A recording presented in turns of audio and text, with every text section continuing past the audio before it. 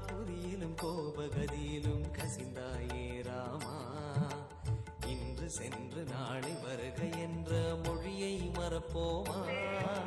அண்ணன் தம்பிகள் என்று பலரையும் அழைத்தாயே ராமா. அந்த போக்கு இன்று போச்சு பாசம் பகைதானே ராமா. கண்ணாயன பின்னும் வந்தாய் கனியாய் கீதை தந்தாயே.